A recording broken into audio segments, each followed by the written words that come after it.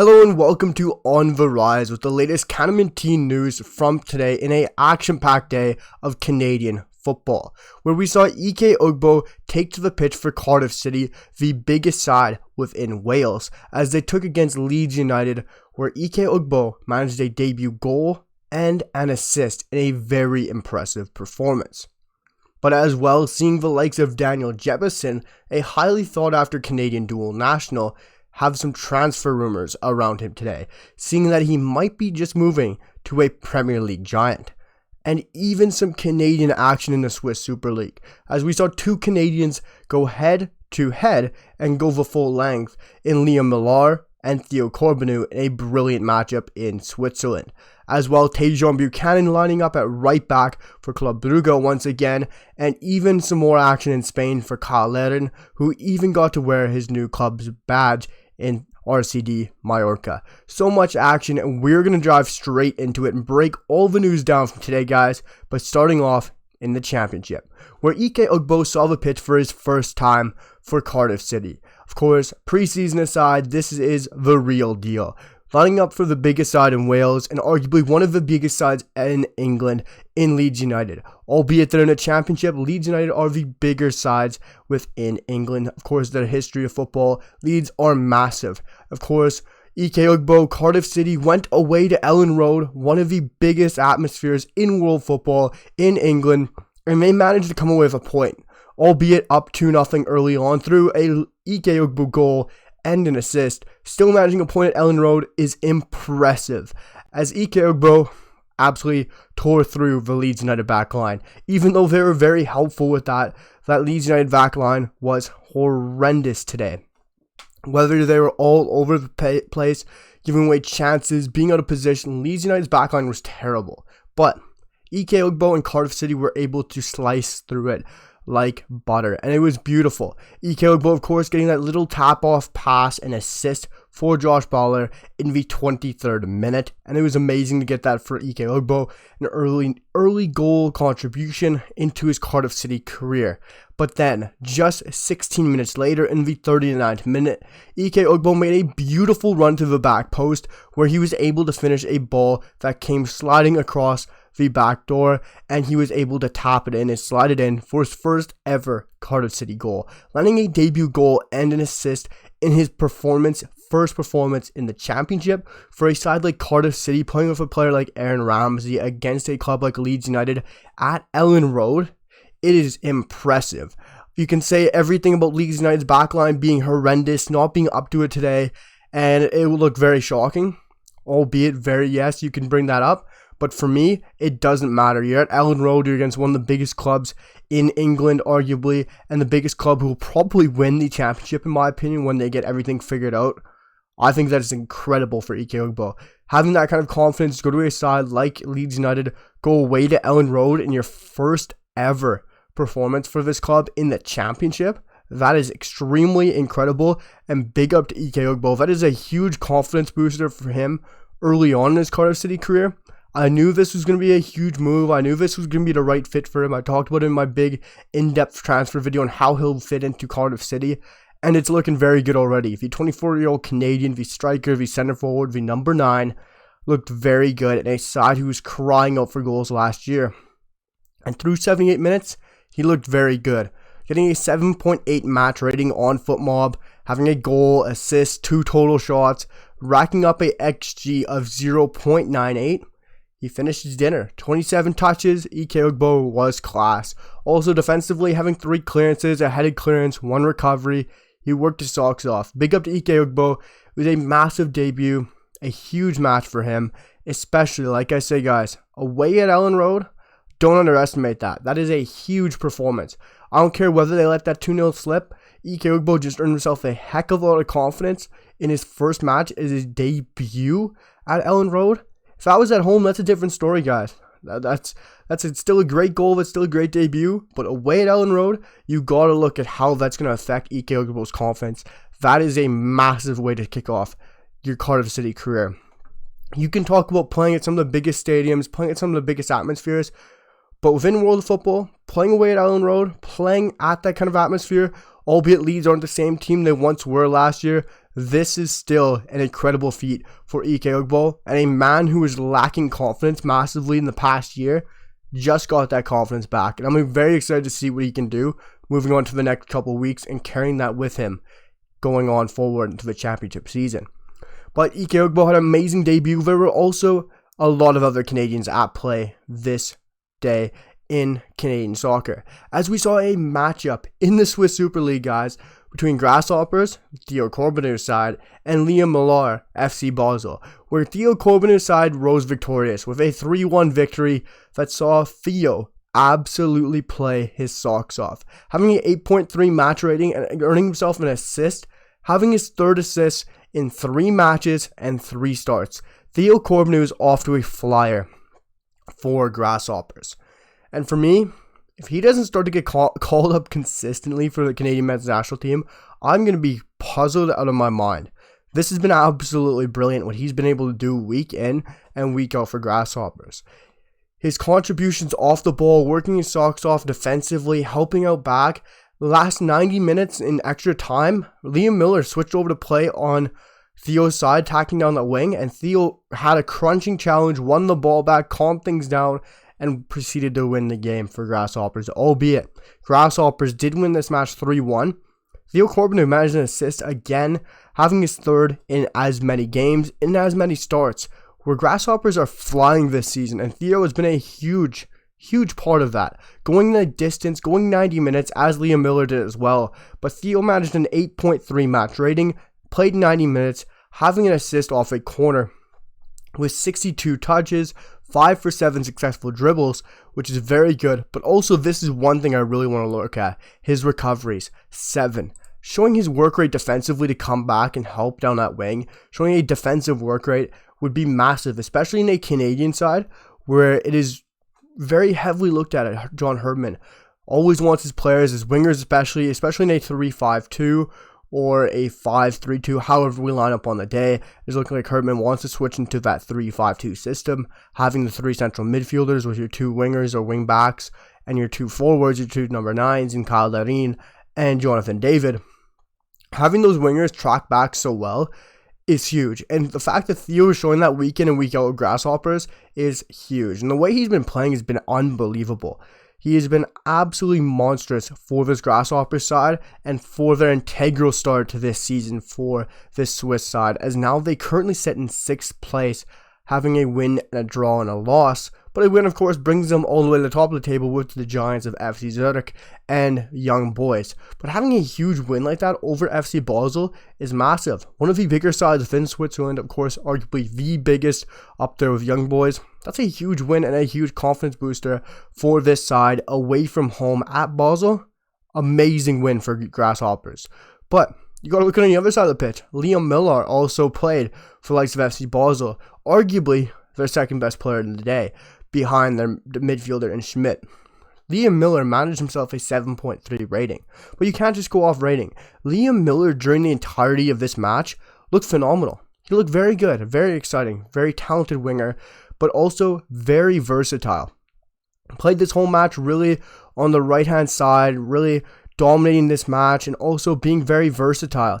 And then also his link-up play, being able to have nice 1-2s with his midfielder and Schmidt, who helped him very well down that right flank, was very exciting. He had some nice flicks, some nice 1-2 combination, created some chances crossing into the box. He looked very good, having some creative flair and having some link-up play on that wing side as well. But also, like I say, tracking back, Liam Millar did very well for the likes of Canada when he gets called up at that role, but doing it for club as well, for country, is massive. He is just like Theo Corbeanu, carbon copy, and for me, very good dribbler, amazing link-up play, has a finish on him, but brilliant at creating chances. And we saw Liam Millar as well today. His recovery, his link-up play, but also Liam Millar switched late in game to play on the other hand side of the pitch. Being very versatile is a huge trait to have.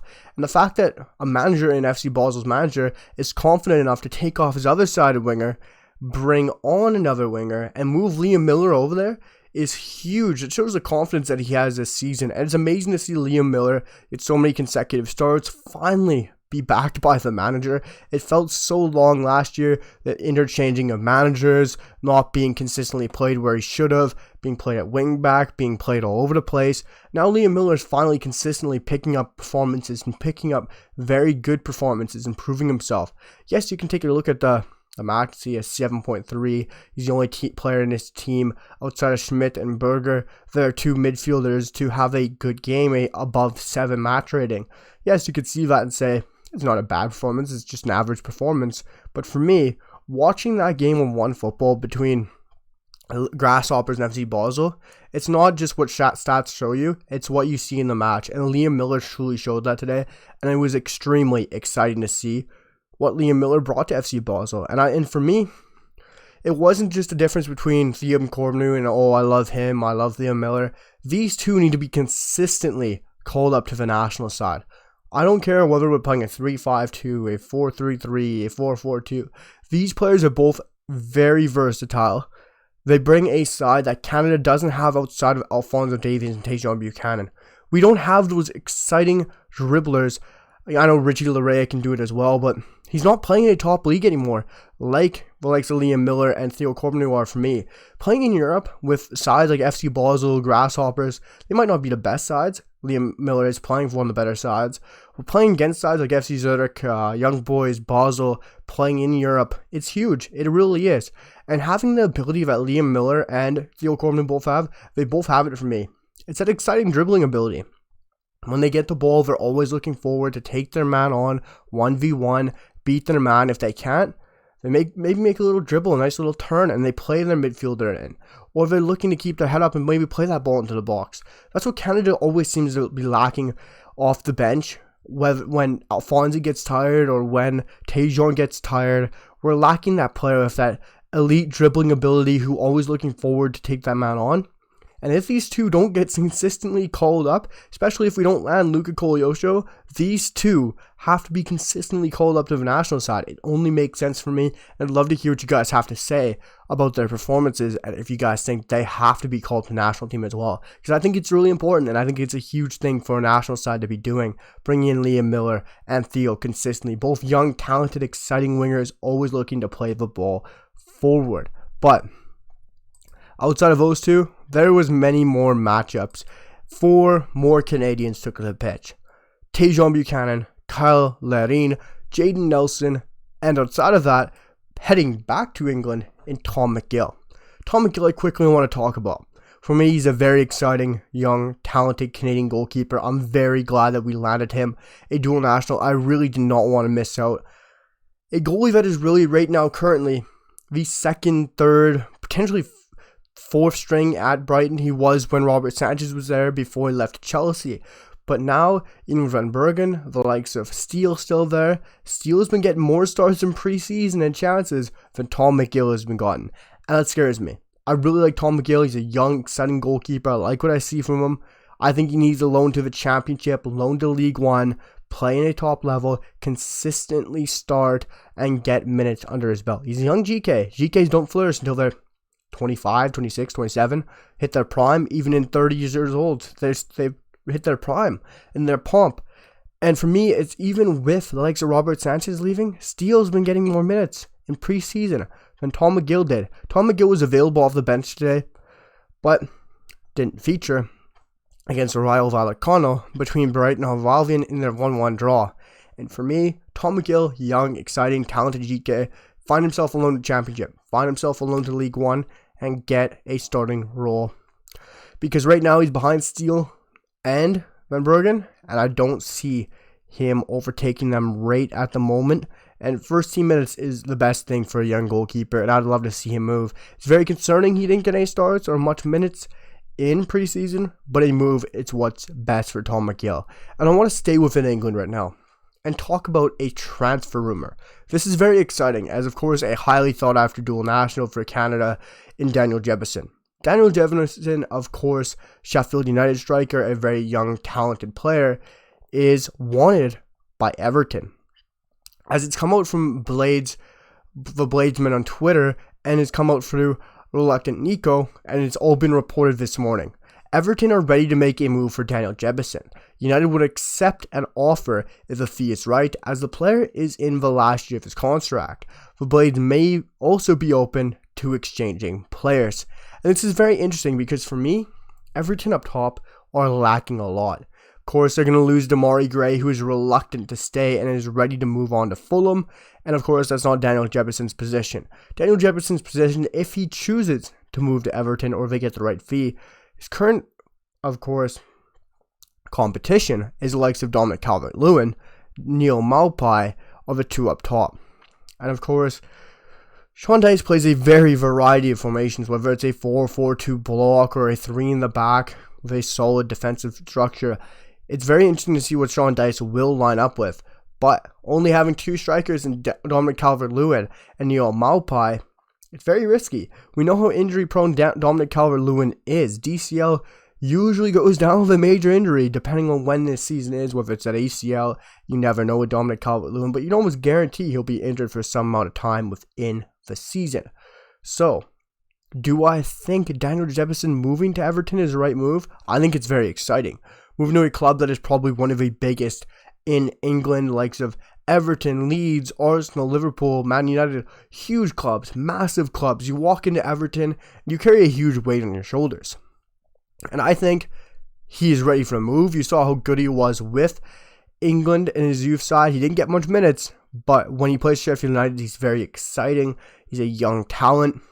And I think Canada has to do everything in their power to land him. We missed out on Luka Kolyosha with the whole debacle, of course, back when we were having that issue, having the friendlies back in July. Of course, the Iran friendly debacle, everything went south, you pay, and we lost Luka Kolyosha. It looks like we're going to 100% lose Luka Kolyosha to Italy. And I understand that Italy is such a giant, but he did show his expression to join Canada, and we lost such a huge talent in Luka Kolyosha. Of course, just joined Burnley on a bargain, and for me, Canada can't lose Daniel Jebbison. Outside of Jonathan David, Cyle Larin, and Ike Ugbo, who looks like he's coming back, and Charles Andreas Brim, who needs to take that next step with Sparta, we don't have anyone extremely young in that next bracket. We don't have a Moisey Bombito up top. We don't have that exciting young striker like Daniel Jebbison, who would bring to this position. Daniel Jebbison would be massive. I could see him easily starting alongside Jonathan David very soon, or playing alongside Cyle Larin. This would be a huge player for Canada to get. And joining Daniel Jebbison, joining Everton, I think it'd be a very good move. I think he'd learn a lot from Dominic Calvert-Lewin, for Sean Dyche, a very good manager. But for me, if he stays at Sheffield United, I see him going straight down. I don't see any if, buts, maybes about this. Sheffield United are not a team that are going to stay straight up. They've never strengthened enough to make themselves a Premier League side. So I think Daniel Jebbison moving to Everton would be a very smart move, a very shrewd move. And I think he would get playing time there because I know Neil Maupay isn't good enough. Whether Sean Dyche sees that as well, that's another question. But DCL is surely going to get an injury. We just know that's going to happen. Even if he doesn't, coming in off the bench for Dominic Calvert-Lewin and learning off him is a huge move. It's a huge move. It's very smart and it's very exciting. I'd love to see that transfer happen. But moving on to England. We've been in England for too long in the Championship. Tom McGill. And now the transfer rumors, we're going to swiftly move to Norway, where Jayden Nelson took place for Rosenborg today, but only going 65 minutes, having a very poor performance for Jayden Nelson. Where Rosenborg won 2-1, and it was a huge win for the club. But Jayden Nelson went 65 minutes in a match where he had a 6.4 rating. Pulled very early, only having one shot, really creating only one chance, nothing big, having a block shot in 27 touches. Nelson was pulled very early. He's had a very up and down time at Rosenborg, but for the most part, he's had a very exciting season. So, for me, this is nothing to worry about. Coming off the 65th minute, it was a rough game, it wasn't his best match, wasn't a great performance. Coming off the 65th minute, nothing to worry about for Jayden Nelson. It's still a very good performance that he's had with the club throughout his season with them so far, as Rosenborg truly dominated this game, having 435 passes, controlling possession, having the upper hand on the XG, and the shots by 12. This was a huge match for Rosenborg, and a great performance from the club who are swiftly moving up the table, and Jaden Ellison has had a very exciting season, and I do expect him to continue his form. But two huge matches for Canadian players and Canadian stars, and Cyle Larin, who took to the pitch for a couple minutes with Mallorca today against Spezia. I watched this match on YouTube on RCD Mallorca's channel, and it was a very exciting game for Cyle Larin when he came on. Got involved in the play a little bit, had a cute back heel that found his man, a great link-up play, but of course no goal for Cyle Larin. Didn't have any huge chances. He didn't start the match, of course, just joined the club, so it's hard for him to get thrown straight into the 9. It's not like Theo Corbeanu. You can't throw him straight into the SPFL and expect him to score. Theo Corbeanu was brilliant, but Cyle Larin just joining RCD Mallorca, getting a 1-1 draw against Spezia. It was great just to see Cyle Larin put on the jersey for RCD Mallorca, finally get some minutes for his new club, get integrated into that side. And it's just very exciting for the Canadian. He deserved that transfer. He finally got it. Getting involved in his new squad, his new team, getting to see how they all play. It was a huge couple of minutes. Nothing exciting, nothing massive for Cyle Larin, but it's still great to see him get some new minutes for his new side and his new club.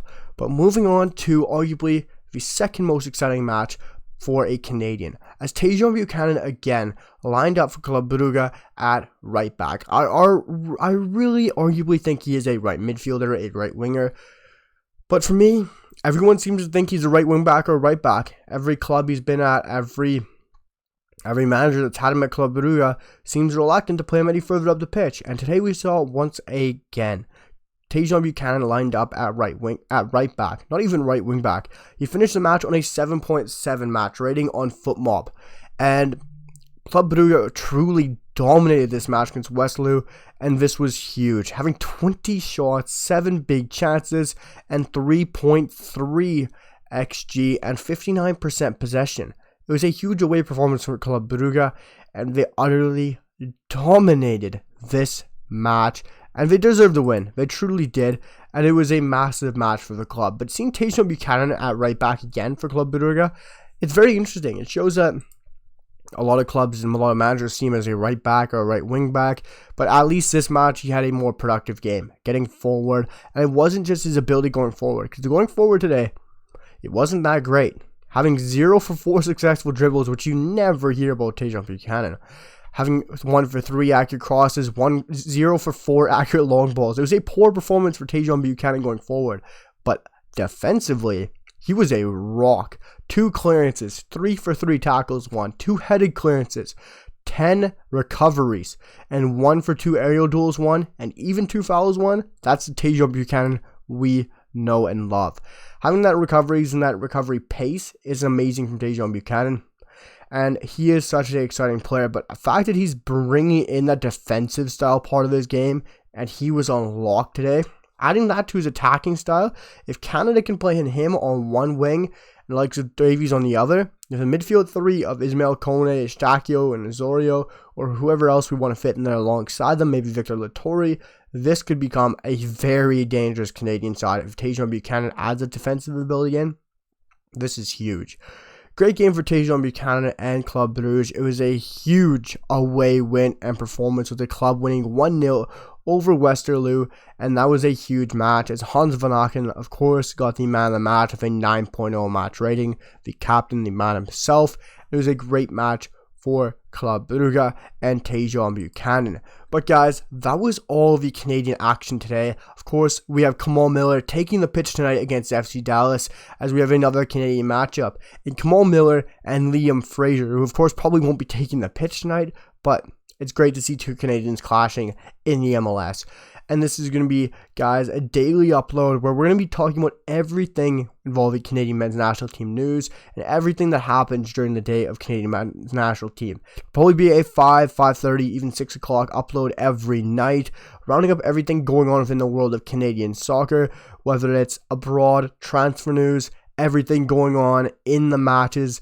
It will be here on the channel every single day in these new content style videos. It'll be, of course, a bit longer, talking about everything going on as a whole. And as well, aside from these videos, we will also still have the more in-depth videos along breaking down transfers, how players fit into clubs, with more in-depth edited videos as well alongside on the channel. So guaranteed one video a day talking about the news as a whole, as well as the more in-depth videos around the Canadian national team and the players. But let me know what you guys think down below about the new content style and the new videos coming to the channel, and about all the performances today. And let me know what you guys' thoughts down below in the comments. Drop that like, hit that sub, and I'll see you guys for the next one. Peace.